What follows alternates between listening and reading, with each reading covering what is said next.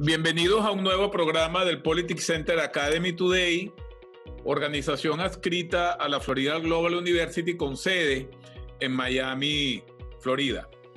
Hoy tenemos a un invitado, de paso muy querido por mí, pues somos ya antiguos amigos, o viejos amigos, que es el profesor Israel Carrero.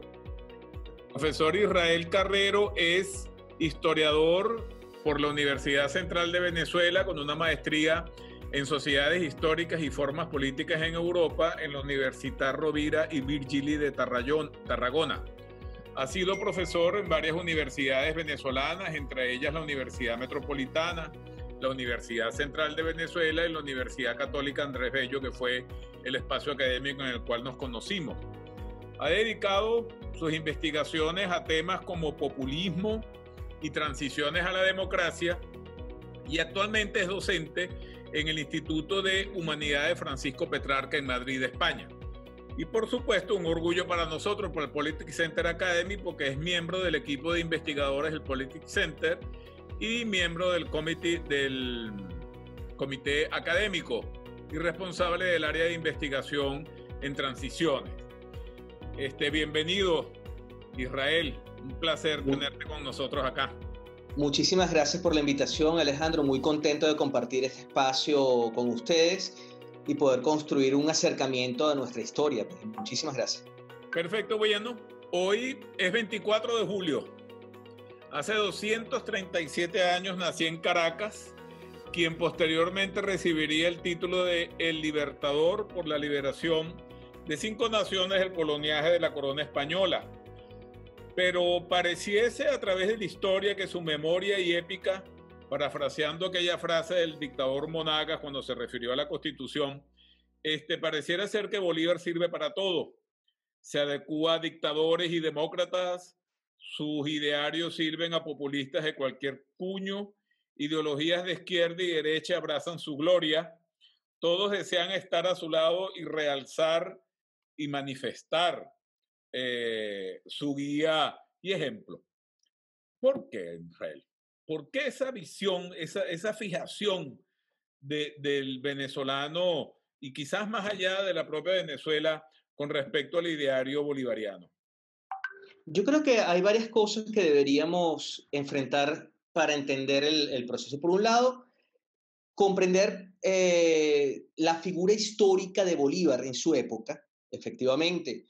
Él, junto con los miembros de su generación, fueron los que dieron la lucha, efectivamente, para el inicio del proyecto republicano colombiano, incluso más que venezolano en sí, efectivamente, la liberación de Venezuela de lo que era el yugo español, pero también para el inicio de la construcción de la República, por un lado, en un contexto marcado por la gran era de las revoluciones, es decir, la Revolución Americana, la Revolución Francesa, la expansión del ideal republicano, incluso la expansión, los primeros pasos del ideario liberal, y eso un poco te ubica a Bolívar en su contexto.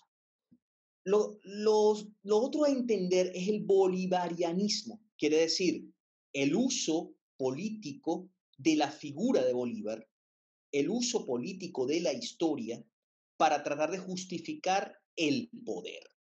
Justificar el poder, y de hecho es algo que es recurrente en toda la construcción de los estados nacionales en el siglo XIX, crearse una ética. Justificar y legitimarlo paralelamente. Y legitimarlo, claro. Todos los estados modernos en el siglo XIX se construyeron una narrativa, se construyeron una mitología y construían una forma de religión de estado.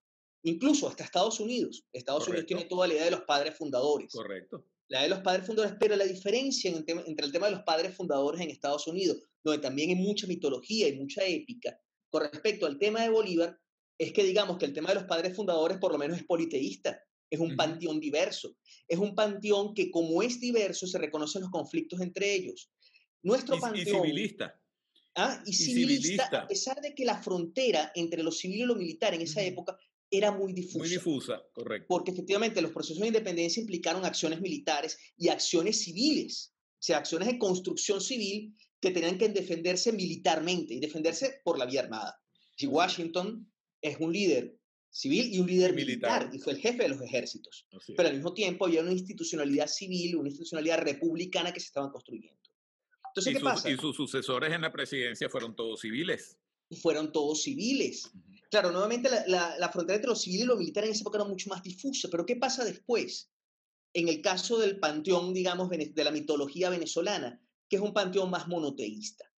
Entonces, claro, la figura de Bolívar es una figura que se ha hipertrofiado y ha monopolizado, y de una u otra manera el bolivarianismo ha ocultado la figura histórica de Bolívar, ha hecho que no entendamos nuestro propio proceso histórico, que es ese proceso histórico lo que explica al mismo Bolívar dentro de su contexto y lo que ubica a Bolívar junto con sus coetáneos.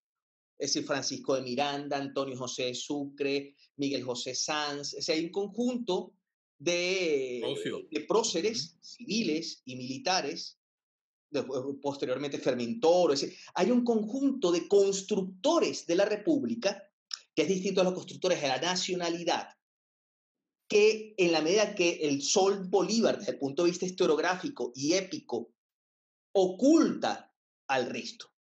Y en el fondo funciona como una justificación, desde Guzmán Blanco en adelante. Yo creo que en eso hay toda una retórica y una narrativa en la cual tú amparas en la figura de Bolívar al adulador del momento. Correcto. Digamos. Empezando por Guzmán Blanco, como tú señalaste. Empezando por Guzmán Blanco. De hecho, los restos de Bolívar murió en 1830, los restos de Bolívar llegan en 1842. Pero va a ser ya con Antonio Guzmán Blanco cuando se convierte en el culto oficial. Sí, la división del panteón, etc. El panteón, ese dato es importantísimo. Yo siempre le comentaba a mis estudiantes, ¿qué es el Panteón Nacional? El Panteón Nacional sigue siendo un templo. Es decir, en el fondo, la cosa es que ahora es un templo de un culto de Estado, de una religión de Estado, y que tiene en Bolívar la deidad superior. Zeus. Pero ahí... ¿Ah? El Zeus. Fíjense dónde está colocado, o uno iba al Panteón Nacional, ahorita con el nuevo no tanto, pero en el Panteón Nacional, Bolívar estaba colocado en el altar mayor. Si cuando uno hace el correlato, hay allí es con la imagen de Jesucristo. Hay toda una teoría religiosa con eso, pero en el fondo ya no es historia, es religión de Estado. Y es usado por los distintos autoridades, es usado por Guzmán para justificarse a sí mismo en el marco del centenario. Es usado por Juan Vicente Gómez, es usado por Pérez Jiménez, lo vincula con el nuevo ideal nacional. Correcto. Y es usado posteriormente por Chávez, por el chavismo, que lo convierte en su doctrina oficial. Sí, Israel.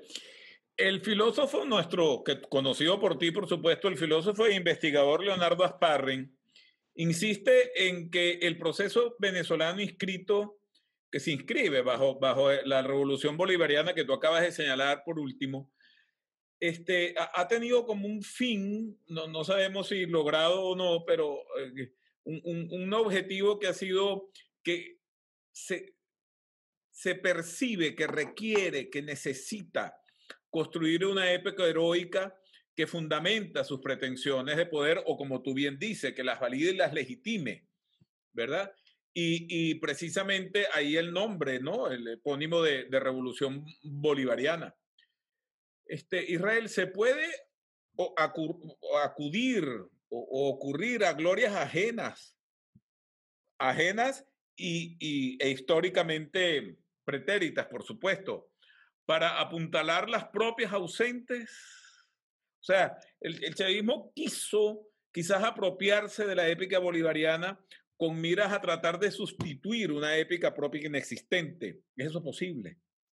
Digamos, se ha hecho de manera recurrente. Es decir, unir procesos históricos de manera anacrónica para justificar el poder, lamentablemente es algo que se hace con muchísima frecuencia y se hace sobre todo bajo regímenes autoritarios que tratan de ocultar, efectivamente, y de justificar muy bien. Tú unes a Bolívar en 1820, al Bolívar de 1819, el creador en Angostura, del Congreso de Angostura, lo unes con una retórica de épica y una retórica donde la confrontación del siglo XIX la trasladas al siglo XXI.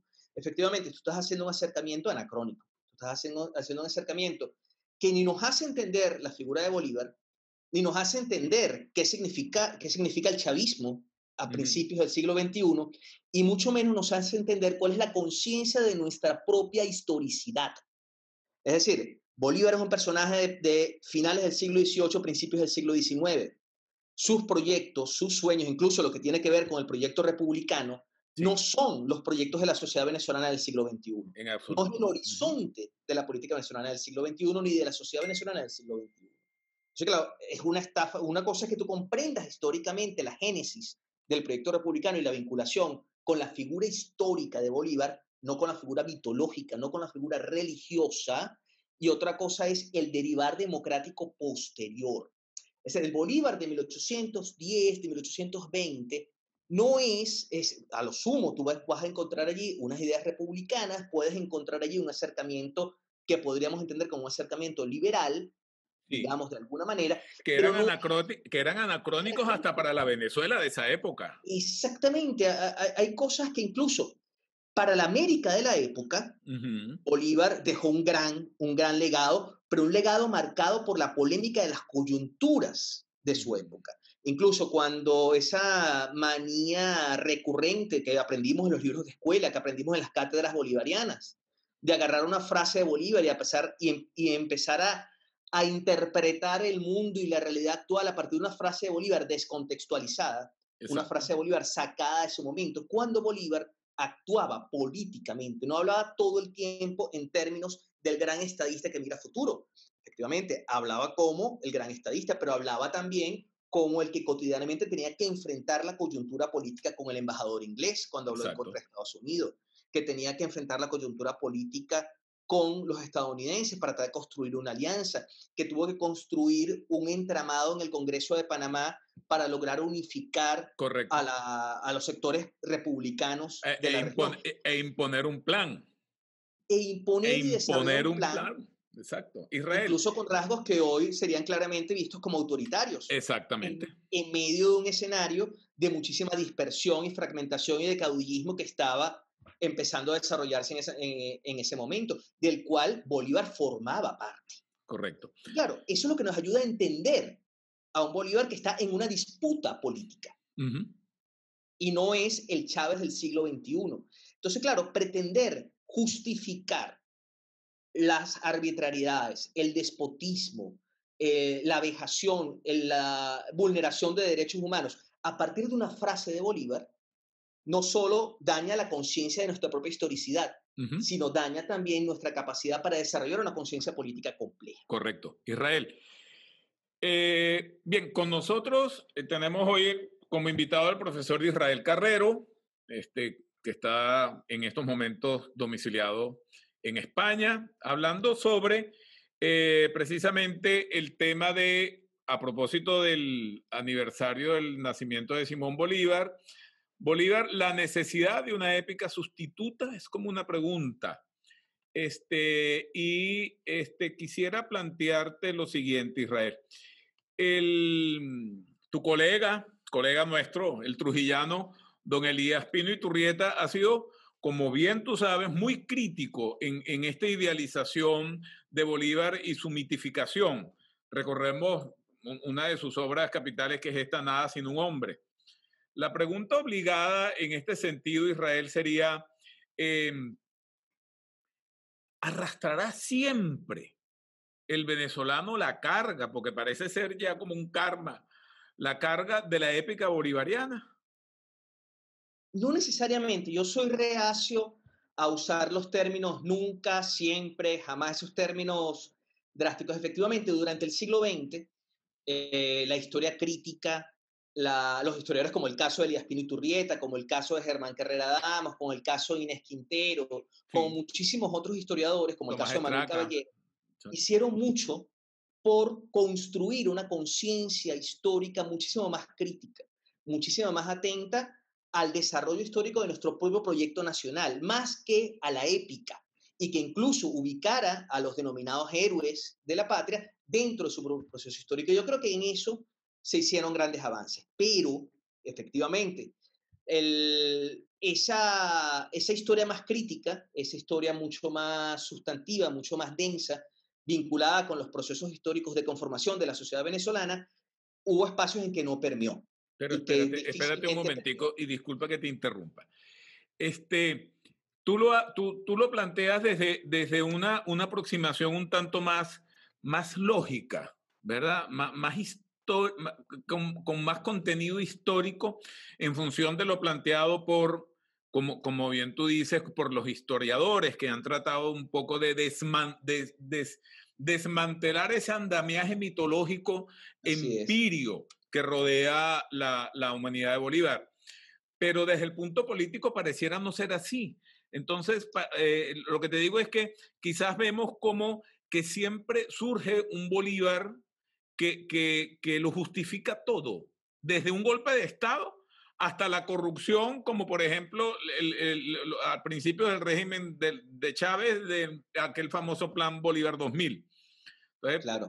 Bolívar sirve para todo. Entonces, entonces te digo, la paradoja o la contradicción, desde un punto de vista histórico, pareciera que los historiadores proponen, y efectivamente tú vas en esa línea, una desmitificación, pero por el otro lado lo vemos desde el punto de vista político, una justificación per se de todos los actos, hechos y acciones políticas que se realicen, buenas o malas.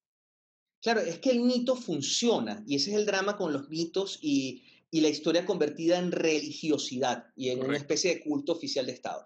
Efectivamente, el chavismo logró hacer uso político de Bolívar y al mismo tiempo ha generado una reacción en contra, porque efectivamente ha sido tanto, se ha abusado tanto de Correcto. Bolívar, se ha Ya abusado estamos tanto hartos de Bolívar. efectivamente que hay una parte de la población que como reacción pendular en contra, ahora Ujú. estamos hartos de Bolívar, no queremos saber de Bolívar, en Exacto. vez de comprender históricamente cuál fue su significado en la construcción del proyecto republicano, Así cuáles es. fueron sus limitaciones porque no podía no tenerlas y cómo eso nos ayuda a comprender el proceso histórico posterior, que es de lo que formamos parte. Digamos, esto no es un proceso acabado, la historia no ha terminado. Por En supuesto. ese sentido, hay que seguir haciendo los esfuerzos. Y así como hay una retórica bolivariana que alimenta el poder, hay también un discurso crítico que ayuda a desmitificar. Significa que efectivamente la religiosidad va a seguir funcionando y lo que hay que hacer es ir progresivamente ubicando a Bolívar en su momento histórico, ubicando a Bolívar dentro del proceso de construcción y la política y el debate político hay que llevarlo primero a la vinculación con entre conciencia histórica y conciencia política y comprender el proyecto democrático. El proyecto democrático no tiene que ver directamente con Bolívar. Y el proyecto democrático tiene que ver con la autodeterminación del pueblo venezolano para ser dueña de su destino, que pudo haber empezado en una interpretación y una narración con el 19 de abril de 1810, donde no estuvo Bolívar, Ajá. el 5 de julio de 1811, donde Bolívar no fue el gran protagonista, en el periodo en el cual Bolívar fue protagonista junto con otros en disputa con Piar y otros, pero que el Francisco pueblo de venezolano Miranda. ha seguido avanzando. Una vez Bolívar muerto, la historia continúa, la historia sigue y no estamos para rendirle pleitesía a Bolívar, sino para, a partir de nuestra conciencia histórica, como un pueblo que quiere ser dueño de su destino, avanzar en la construcción de la democracia. Yo creo que una interpretación, una narrativa distinta Ujú. y que se acerque más a la historia que somos y menos a la mitología de la religión, sigue siendo útil. Y yo tengo la convicción, como avanzamos en el siglo XX, en la medida que la conciencia crítica se abra paso, una mejor conciencia política también se abrirá paso. En ese Podríamos sentido. hablar de una adecuación del pensamiento, o sea, una adecuación de la interpretación del pensamiento político de Bolívar al día de hoy. ¿Lo ves así? Claro, es que el tema de la adecuación, yo creo que en la medida que tú comprendes a Ujú. Bolívar, lo comprendes en su época, lo comprendes en Correcto, su en su momento, contexto. Ujú. lo comprendes en su contexto. Comprender su contexto y comprender la conciencia histórica no es comprender solo el pasado, sino comprender el presente como fruto de un pasado que no terminó en 1830. Correcto. Que no hubo una pausa, porque el tema del bolivarianismo es que el bolivarianismo te construye una mitología donde la historia se detuvo en 1830 y toca a nosotros continuar la obra de Bolívar. No, a nosotros no nos toca continuar la obra de Bolívar. O sea, a nosotros nos toca construir nuestra propia obra. Y esa propia obra implica construir una narrativa que pueda unir Bolívar, que pueda unir el desarrollo posterior con los proyectos que esta sociedad sea capaz de construirse a futuro. Entonces, claro, es un tema de ubicar a Perfecto. Bolívar, de comprender a Bolívar para comprendernos también a nosotros como algo distinto Hoy día, hoy día, hoy día, hoy día. Pero exactamente. que Bien, eso que somos es fruto de la historia que somos, de la historia de exacto, la que formamos parte, que estaba Bolívar en su momento, pero no tenemos por qué rendirle pleitesía. Eso sí, hay un acercamiento a la idea republicana, un acercamiento quizás a la correcto, idea de nación, exacto. a la idea de continentalidad, una idea Ujú, de al pensamiento político de Bolívar que está ubicado en su época, que ujú, no responde necesariamente a los criterios de nuestra época, porque no tiene por qué responder. exactamente. Bien, con nosotros hoy el profesor historiador Israel Carrero. Quiero aprovechar para invitar a los oyentes al Congreso Internacional Virtual Instituciones, Sistemas de Partidos Políticos y Campañas Electorales que estaremos celebrando o realizando en el Politics Center Academy entre el 20 y el 21 de agosto próximo. La información en nuestra página web, pueden ustedes acceder a ella. Y pues los esperamos porque en realidad tenemos ponentes procedentes de México, de Alemania, de España, de Venezuela, de Perú, de Argentina, de Brasil, etcétera. Va a estar en realidad bien interesante y los invitamos a acceder a la información. Seguimos conversando con el profesor Israel Carrero, historiador, a propósito de un aniversario más, 237 años del natalicio del libertador Simón Bolívar. Ya entramos en el último segmento, Israel. Hay una frase que se acuña mucho que es quedarse dormido en los laureles, ¿no?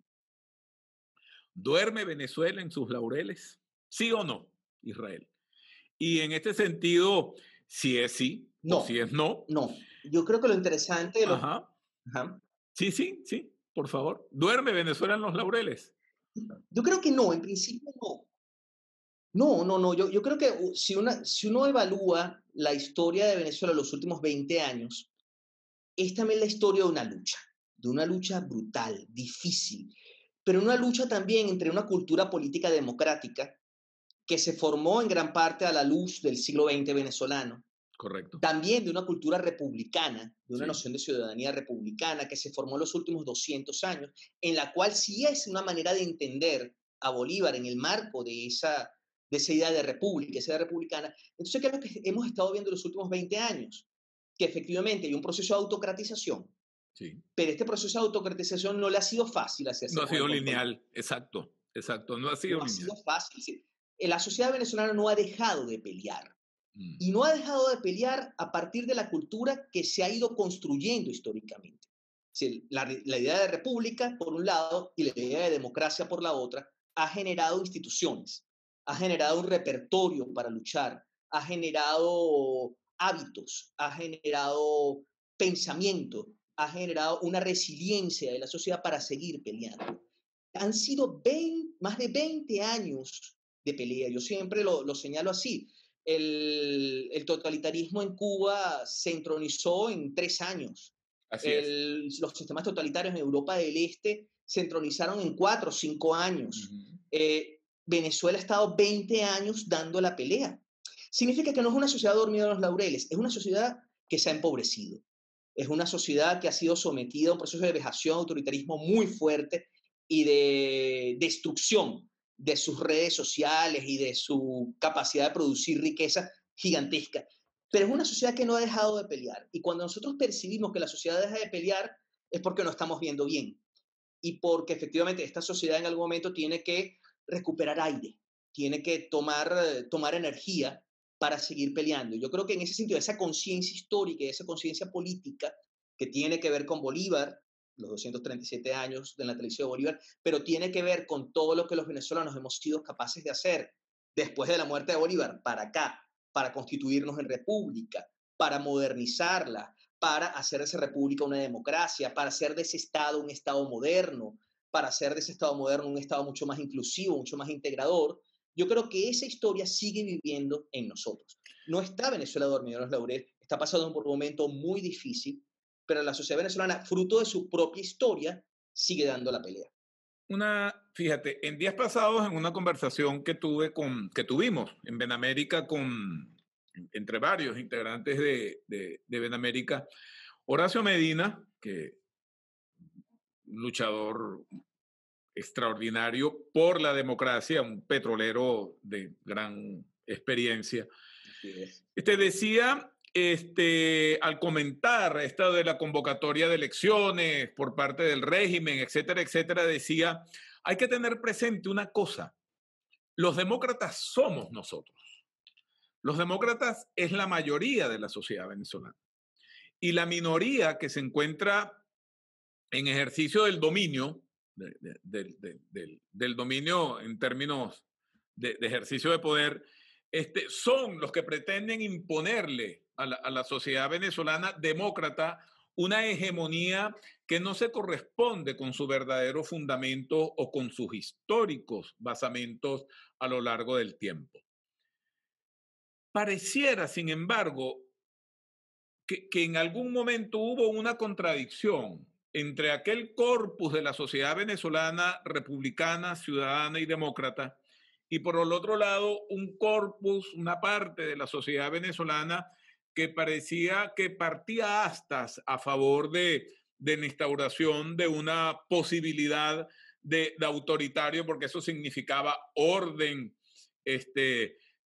parafraseando la bandera brasileña, progreso, orden y progreso, etcétera. Quería oír ya para cerrar tu comentario con respecto a ello. Que quizás es llevar un poco de agua a tu molino en la última afirmación que hiciste. ¿Es la sociedad venezolana tradicionalmente una sociedad demócrata o democrática? ¿Es la sociedad venezolana una sociedad hasta cierto punto, porque ser demócrata y democrático hasta cierto punto significa ser corresponsable con el ejercicio ciudadano? ¿Es la sociedad venezolana una sociedad democrática y corresponsable?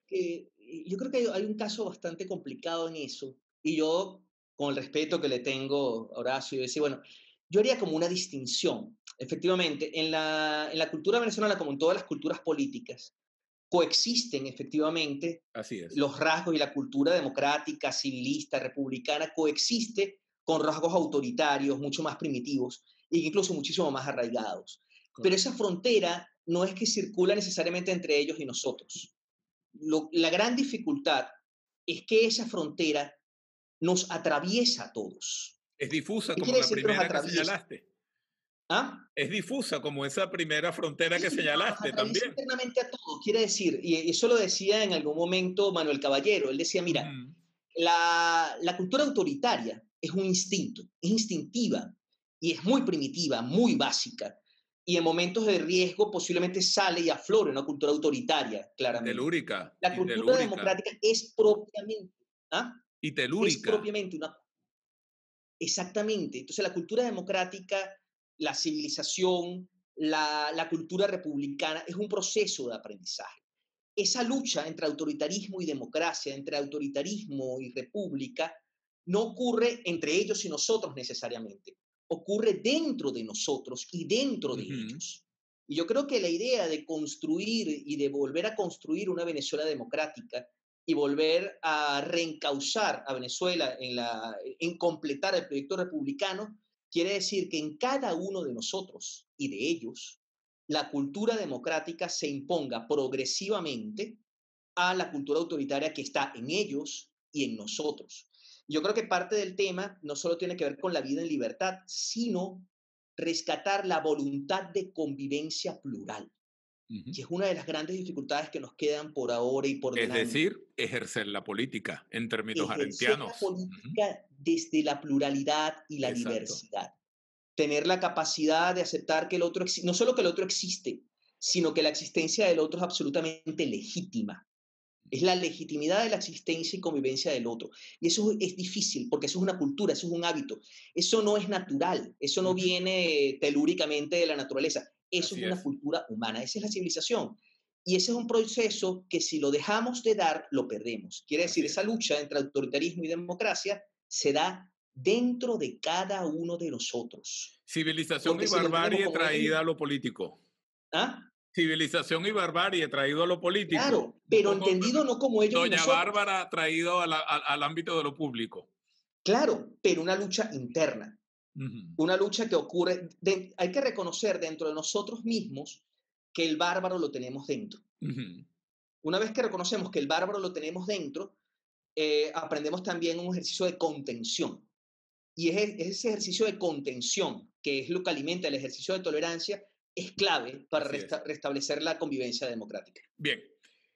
Israel, muy agradecido y por supuesto altamente complacido por tu participación hoy, conversando a propósito de los 237 años del natalicio del libertador Simón Bolívar. Por supuesto, Bolívar da para 10 programas y todavía Sí, no agotamos, sobre todo esa estrategia, esa estructura, esa posibilidad de adecuar, de traer el pensamiento de Bolívar a las realidades del siglo XXI, a las posibilidades de interpretar el ideario de Bolívar en el siglo XXI y efectivamente tomar ejemplos positivos así es. de la evolución de la interpretación del pensamiento de Bolívar. Bien, despedimos el programa inmensamente agradecidos y orgullosos de haber tenido al profesor Israel Carrero con nosotros. Seguramente Muchísimas lo gracias, tendremos en Alejandro. varios programas para conversar de otros temas similares. Por allí, ya te tiro el guante de que me encantaría tener una conversación contigo referente al tema de las consecuencias que de aquel extraordinario hecho histórico venezolano de la Guerra Federal. Entonces, Importantísimo. por ahí ya te estoy tirando el guante y un agradecimiento a nuestros amigos, a nuestros escuchas, por supuesto, y hasta el próximo programa. Muchas gracias. Bueno, muchísimas gracias, Alejandro, y mucha suerte. Muchas gracias.